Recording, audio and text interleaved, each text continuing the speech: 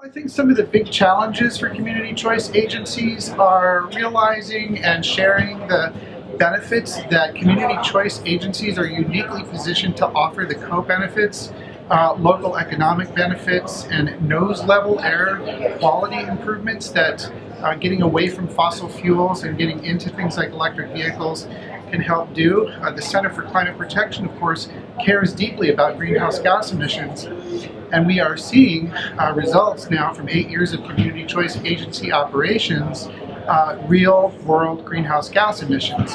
And folks can see that on the calcca.org website, the Association of Community Choice Agencies, where they document the actual greenhouse gas results of community choice agencies. And our organization, the Center for Climate Protection, has the Clean Power Exchange, where we also document these real-world advances. And so I think a big challenge, there's always regulatory challenges, legislative challenges, and the community choice agencies are pooling their resources to work on those issues, both dealing with threats that emerge, but also proactively working on educating legislators and the regulators about the opportunities that community choice agencies offer.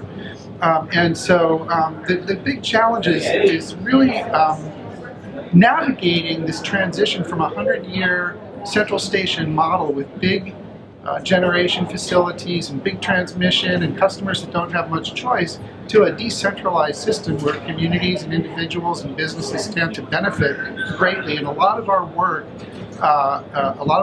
is now focused in the Central Valley of California. So having some of these communities that have yet to evaluate community choice, and bringing that to them, and so that's a big challenge for us right now. I think so.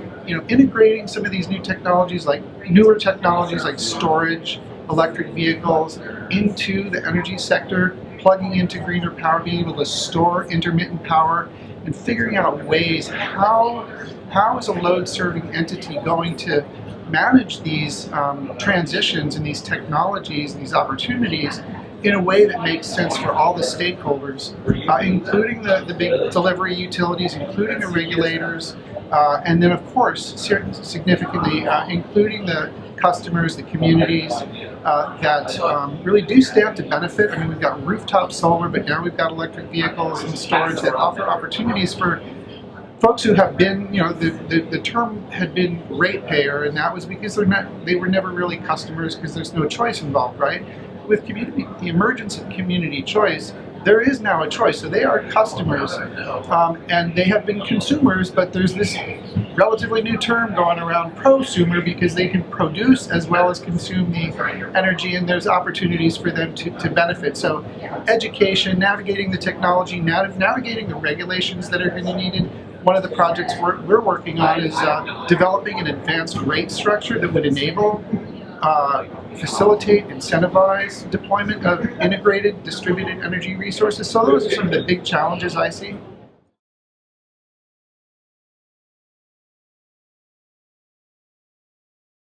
There's two big categories of storage. There's utility scale storage, and then there's behind the meter or smaller scale storage. And there's different dynamics about how those would be developed. I think the big issue to sort of understand about storage is that it's going through the same very similar process that solar went through over the last 10 to 15 years, where the technology steadily improved and the costs steadily declined. And we're seeing that with storage right now, dramatic declines in the cost of storage, making it far more economically feasible to integrate.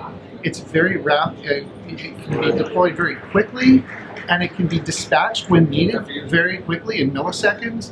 So some of the advantages, the grid benefits of storage are very attractive to multiple parties, again, multiple stakeholders that can benefit from storage. So the cost reduction, the technology improvement, rapid, same kind of thing. And so we're looking at hopefully some legislation that may emerge. It's currently pending in Sacramento that would create the same kind of boost that the California Solar Initiative did over the last 10 years, the California Storage Initiative, to help boost that market even more than it already is. I mean, the train's already rolling, right? But this California Storage Initiative would make it move even faster. So So that's the broad brush of my sense of sort of where we're going with storage. I think it's going to be critically important for allowing more of the intermittent renewables like solar and wind to be added to the grid. So it's a very exciting time.